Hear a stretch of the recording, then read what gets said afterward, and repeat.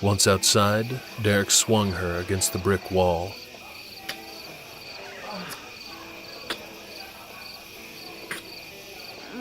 Desperate kisses pulled at her lips.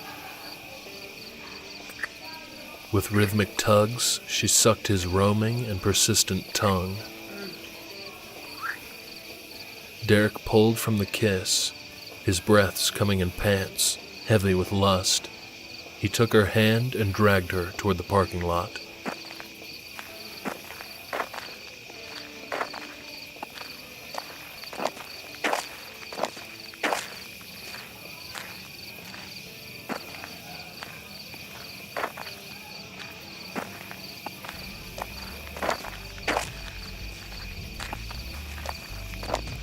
Concealed in the shadow of the building and near the corral fence, Derek's silver Ford truck conveniently offered privacy for what Carmen was sure would be a quick, hard fuck. Holy hell, her panties were soaked. Derek set his bottle inside the bed of his pickup, and with a swoop, he lifted her off her feet. She plopped onto a mattress while he peeled his shirt over his head and swung himself over the tailgate. Her cowgirl hat sailed over the side to join his shirt. Impatiently, she shimmied her dress up. On her knees, she leaned forward and sucked on his chest. She gently bit his nipple. Derek grabbed his bud.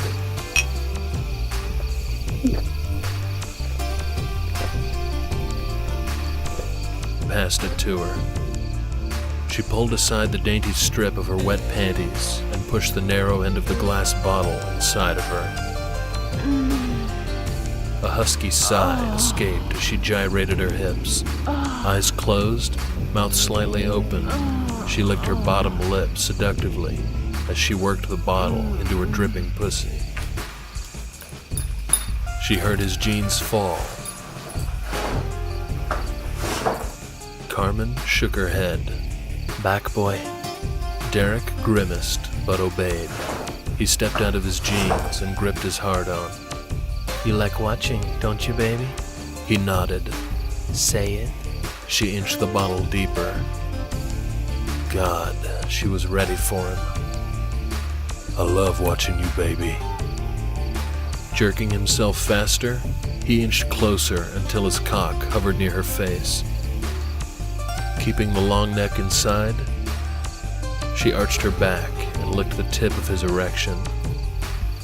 The sweet nectar of his pre-cum trailed sparks across her tongue. Derek lunged onto her. Lying between her thighs, his erection grazed her burning slit. Throatily, she hissed, "Fuck me." A flash of white light beamed his face. Derek and Carmen gawked at the shadowy figure moving closer. When the mysterious figure leaned over the tailgate, a familiar face came into view. Sheriff Bowden stood dressed in a white shirt and checkered sleep pants. He propped the mag light on the edge of the truck bed. Son of a bitch. Derek jumped up and scrambled for his jeans.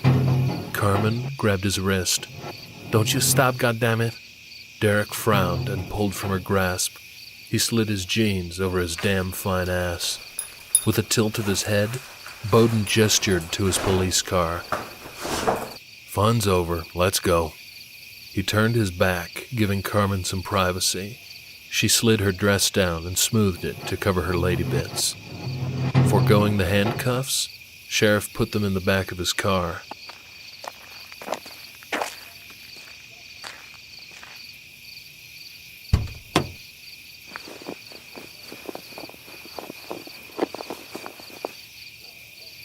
Bowden circled the vehicle and paused in its headlights.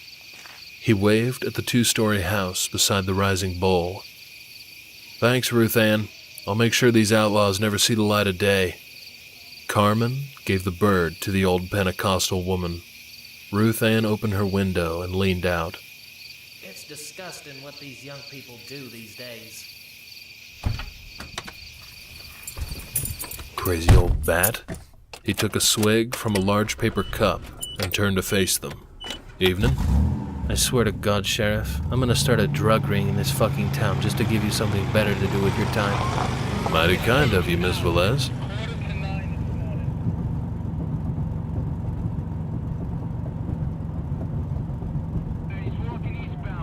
How long had you been standing by the truck anyway? E15 I gotta admit, I'm more of a Miller man myself.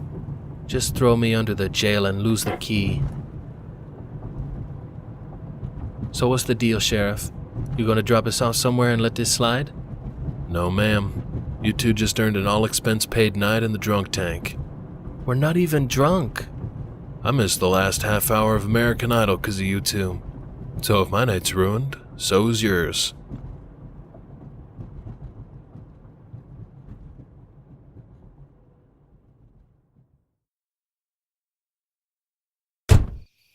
Mike wrapped his long arms around Amy as he led the way from his truck to the trailer's front door. I don't know what we would have done if you hadn't brought you home tonight. Brought me home today. If you know what's good for you, you'll go straight to bed and sleep this off.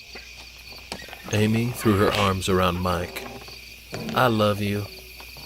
Mike said goodbye and hurried off the wooden deck. The television in the living room blared. From the front door, Amy waved him farewell. Thanks, Mike. Love you.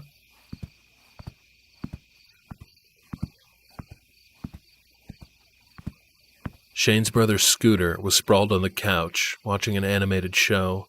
The gangly teen peered at her. How was your night? She plopped beside him. I can honestly tell you that it was perfectly and absolutely out of this world. Should you be up this late? For God's sake, I'm 17. According to the experts, I only need 5 hours of sleep to be functional as long as I sleep in on the weekend to recharge. Is it wise to stay up late on a school night? He eyed her.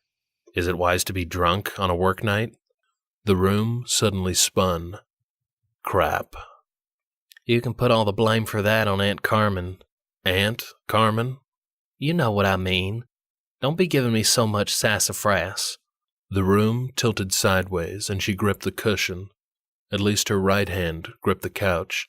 Her left hand accidentally clasped Scooter's thigh. When the room leveled, she snatched her hand back, but already a gleam filled Scooter's eyes. His hand covered hers. Scooter sat up, positioning himself closer to her. She pulled her hand from beneath his and stood. I need sleep. He jumped to his feet and caught her wrist. He twirled her to face him. Now the room was really spinning. Crap, crap, crap. What do you see in him? This conversation had been a long time coming, Amy knew, and it was a conversation that desperately needed to be had, but not while she was drunk as hell. I love him, and that's all you need to know. Well, he doesn't love you. Shane's too stupid to know what love is. And I suppose you know what love is? Yes, I do, because I love you. Want to know why I love you? Like every other 17-year-old boy, he was confusing love with lust. He didn't love her. He wanted to have sex with her. If she didn't love the kid so much, she'd have lost it on him long ago and told him off, called him out for his wildly inappropriate advances, called him a snake. But he was like a brother to her. She'd raised him for the past 5 years. Besides, it wasn't all his fault. If grown men couldn't help but let hormones rule their brains, what chance did a hormonal teenager have at controlling their primal urges? What Scooter felt for her would pass with time and life experience. And if it didn't, God help him, because she couldn't keep his advances on her a secret from Shane much longer. No matter how careful she or Scooter was, Shane was bound to eventually clue in. A wave of nausea made her blink. She palmed her rumbling stomach. Crap. Because you're smart and sexy and loyal to your friends, a heart of gold, even good to animals. You appreciate good hygiene. Love isn't something you can define. It's not something you can make a bulleted list of. If you can name it, then that's not love. And that's what you don't get. And that's why you'll never get. She thumbed herself, jabbing at her chest. Me.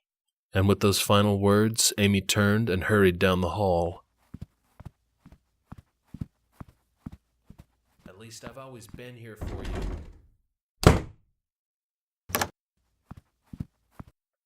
Hung over the shower rod was her flimsy cheetah nightgown, but the pair of matching panties were missing.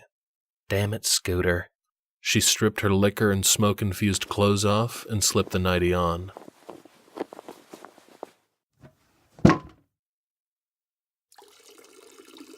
She was already regretting the night.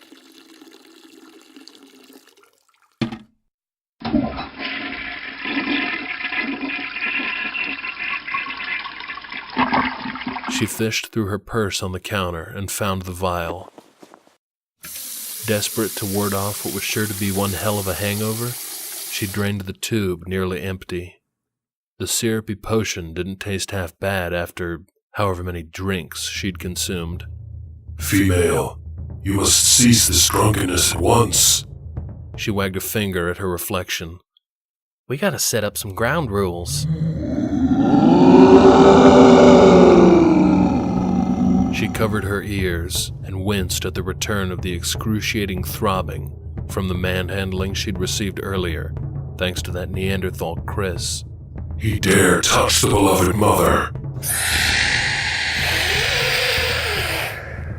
I will kill him. She shook a finger at her reflection. Ground rules. We were about to discuss ground rules. And stop shouting. I am unclear to your meaning of ground rules, female.